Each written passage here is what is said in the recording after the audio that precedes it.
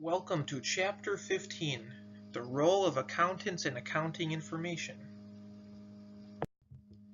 In this chapter, we're going to explore the fundamental concepts of accounting, apply them to familiar business situations, and discuss how you as an employee, taxpayer, or owner will be able to participate when the conversation turns to the financial matters that constitute so great a part of a firm's daily operations. These are the learning objectives for the chapter. 1. Explain the role of accountants and distinguish between the kinds of work done by public accountants, private accountants, management accountants, and forensic accountants. Explain how the accounting equation is used. Describe the three basic financial statements and show how they reflect the activity and financial condition of a business. Explain the key standards and principles for reporting financial statements. Describe how computing financial ratios can help users get more information from financial statements to determine the financial strengths of a business. Discuss the role of ethics in accounting. Describe the purpose of the International Accounting Standards Board and explain why it exists. What is accounting and who uses accounting information? Accounting is the comprehensive system for collecting, analyzing, and communicating financial information. It's the whole picture. Bookkeeping is recording of accounting transactions. Now this would only be the transactions. Accounting is the whole picture. Accounting Information System, AIS, is an organized procedure for identifying, measuring, recording, and retaining financial information for use in accounting statements and management reports.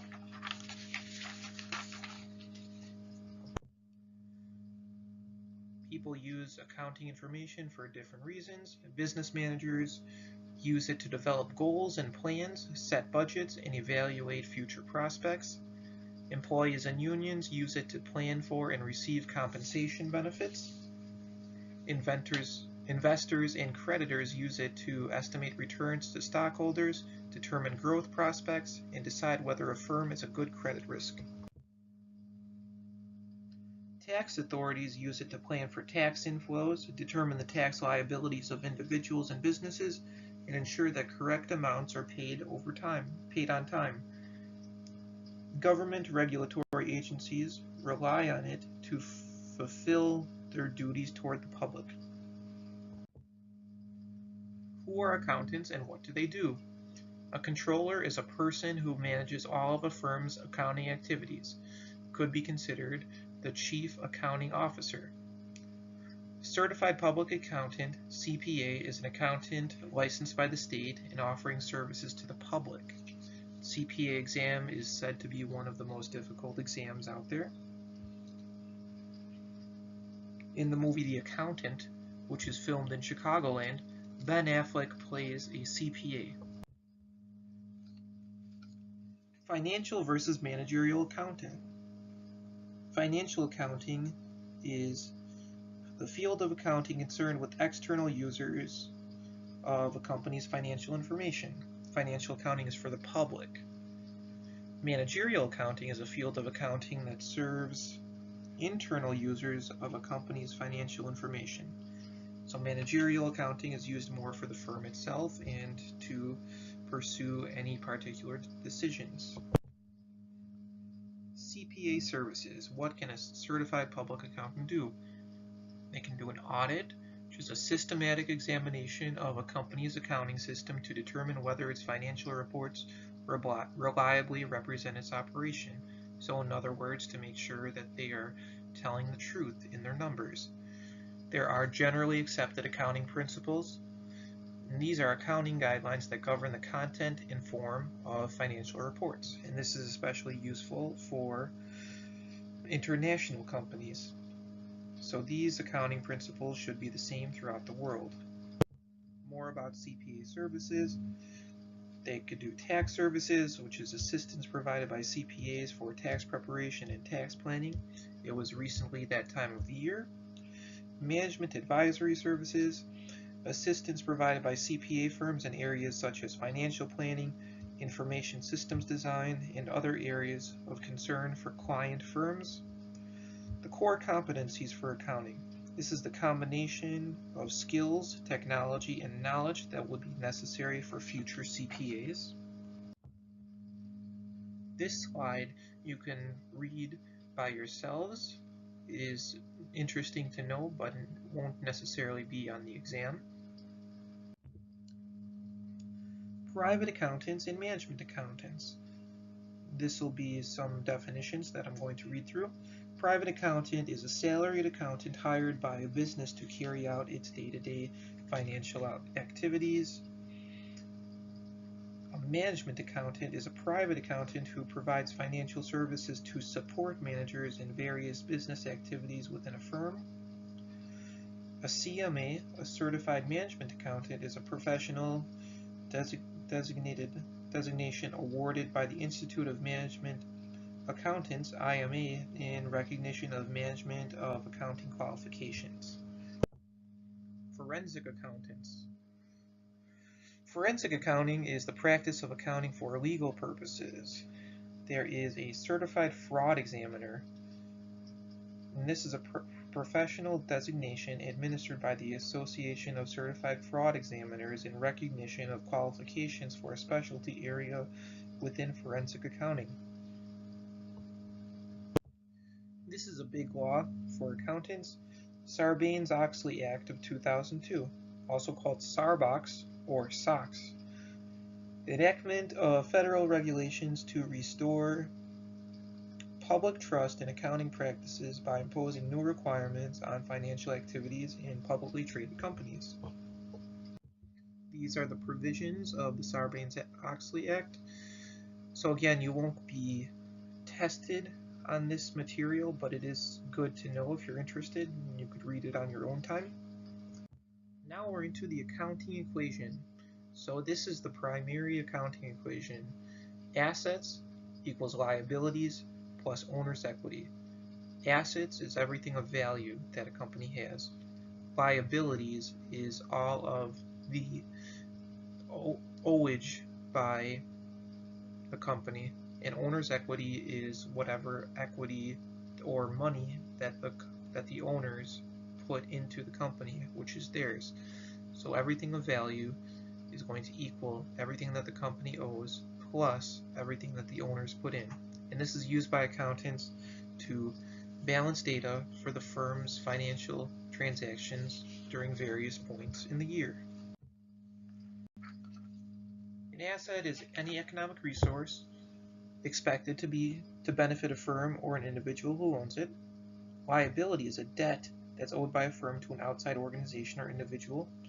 And owner's equity is the amount of money that owners would receive if they sold all of a firm's assets and paid all of its liabilities. So this was expanding on what I just said. Financial statements. This is any of several types of reports summarizing a company's financial status to stakeholders and to aid in managerial decision making. These are the main three examples: the balance sheet, the income statement, and the statement of cash flows, which will be talked about in the next slides. The balance sheet is a financial statement that supplies detailed information about a firm's assets, liabilities, and owner's equity, so it's going to drill down on each of these. This slide shows Google's balance sheet. So you could see some of the examples of assets are cash and other marketable securities. Fixed assets are things that do not change, such as property and equipment.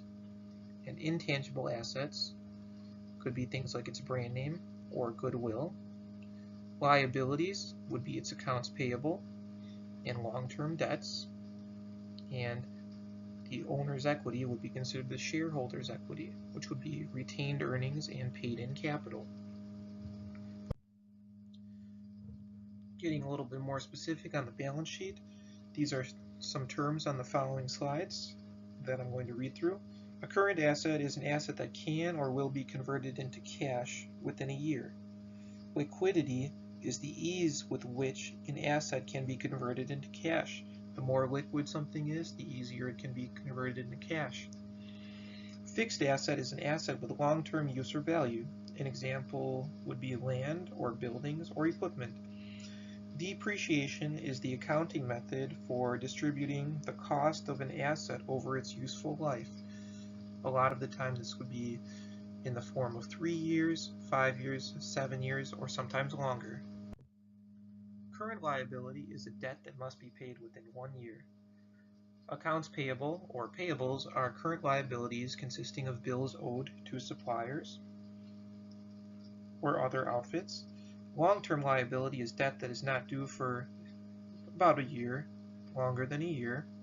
Retained earnings are earnings that are kept by a firm for its use rather than paid out as dividends.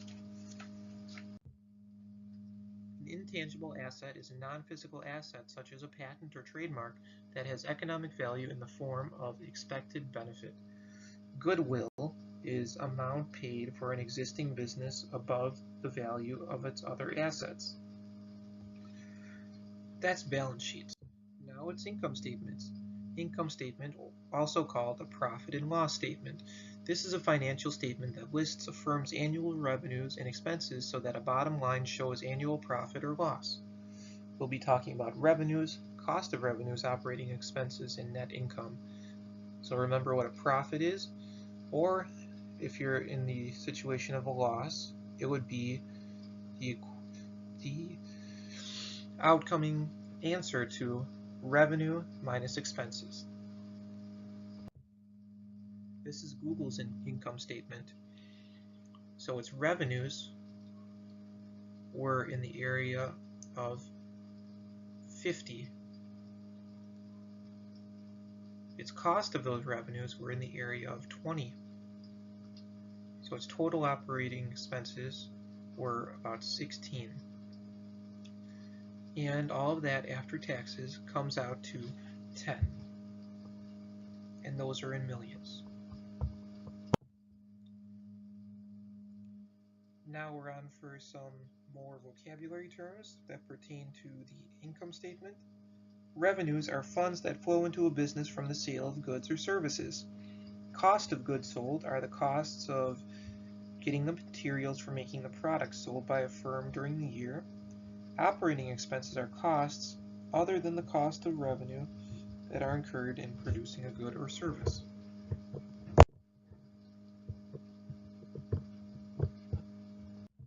The gross profit is preliminary, quick to calculate profit figure calculated from the firm's revenues minus its cost of revenues, which are the direct costs of getting the revenues. Operating income is gross profit minus operating expenses. Net income, or net profit, or net earnings, is gross profit minus operating expenses and income taxes. Now we're on to the statement of cash flows. This is a financial statement that describes a firm's yearly cash receipts and cash payments. This is Google's statement of cash flows. The net cash provided by operating activities was 16 and change, and this comes from cash from investments. Then there are cash flows from financing activities, which comes from repayment of debt and borrowings. Then there is net cash provided by financing activities, which comes to a net increase in cash from the beginning of the year. The budget, an internal financial statement. A budget is a detailed statement of estimated receipts and expenditures for a future period of time, acting as a guideline. This is an example of a budget for Perfect Posters. In Chicago,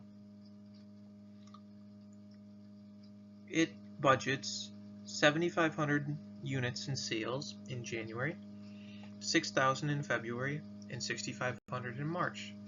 And it budgets the price per unit at $3.50 for each of those months. So it would come out to quarterly revenue of $70,000. Now, the cash receipts in December, they estimate, would be $26,210. And then from January, sales would be $17,500, so they would be getting $43,000 in cash. These are for all of these months going to be a little bit less than the budgeted sales revenue because a lot of the customers would be paying with credit. Any questions on this can be discussed via email or later with me during class. Reporting standards and practices. Revenue recognition is formal recording and reporting of revenues at the appropriate time. Full disclosure is a guideline that financial statements should not include just numbers, but should also furnish management's interpretations and explanations of those numbers. Financial statement analysis. There are three ratios that are discussed on this page. Solvency ratio is a financial ratio, either short or long-term, for estimating the borrower's ability to repay debt. The profitability ratio is a financial ratio for measuring a firm's potential earnings. And the activity ratio is a financial ratio for evaluating management's efficiency in using a firm's assets. We're not going to look at any specifics of these, but these are good for you to know, and maybe on the exam. More ratios. The short-term solvency ratio is a financial ratio for measuring a company's ability to pay immediate debts or short-term debts. The current ratio is a financial ratio for measuring a company's ability to pay current debts out of current assets. Long-term solvency. Debt is a company's total liabilities, and the leverage is the ability to finance an investment through borrowed funds. Profitability ratios. Earnings power for owners. The earnings per share is a profitability ratio measuring the net profit that the company earns for each share of outstanding stock. Now, a lot of the ratios that we just talked about could also be found on things like Yahoo Finance or a similar financial tool for different companies. Code of Professional Conduct. This is the code of ethics for CPAs as maintained and enforced by the AICPA. Now, the following slides you can take a glance at. They may not be on the test though, but along with everything in this chapter would be good for you to know. Now, if you have any questions about this chapter, feel free to let me know. This is going to be our last slide. Internationalizing accounting. The International Accounting Standards Board, IASB, is the organization responsible for developing a set of global accounting standards and for gaining implementation of those standards. Accounting should be the same everywhere. Any questions about this chapter, please feel free to let me know.